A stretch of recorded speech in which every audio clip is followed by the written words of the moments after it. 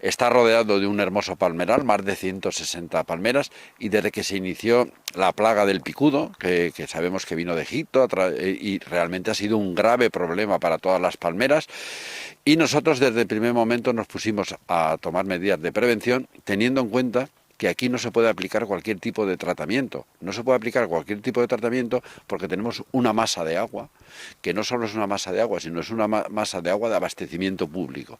Y eso pues tiene unos requisitos. Los requisitos son que tiene que ser los tratamientos a más de 50 metros.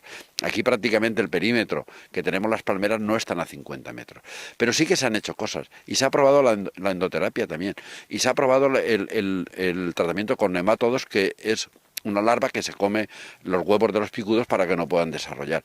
Pero las condiciones meteorológicas de ese tipo de tratamiento son muy específicas y muy concretas, y aquí, debido a la humedad que tenemos por la propia zona, no dio buenos resultados. Y con esto no quiere decir que estemos de brazos cruzados. Estamos haciendo tratamientos experimentales en otras palmeras del municipio para ver si nos dan resultado y los podemos traer aquí. Además, tenemos perimetralmente al palmeral una serie de trampas de feromonas que atraen a los machos.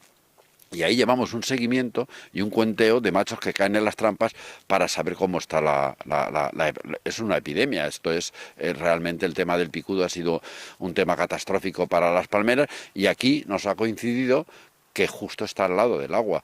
Tenemos más palmeras en el municipio que les aplicamos tratamientos químicos y están sobreponiéndose al picudo. Por lo tanto, aquí estamos en una situación compleja por el tema del manantial. Pero en ningún momento, nadie, yo soy de Segorbe, soy concejal de Segorbe, y evidentemente sabemos lo que significa esto para los segorbinos. Y como lo sabemos, en ningún momento nos hemos planteado dejar abandonado esto. Nunca. Nunca, jamás. Haremos todo lo que esté en nuestras manos, como venimos haciendo. Lo que sí que es cierto, que si la plaga esta del picudo se descontrola, pues tendremos que tomar otra serie de medidas para tratar de que esto no se quede diáfano sin ningún tipo de árbol, como tenemos en este momento en las palmeras.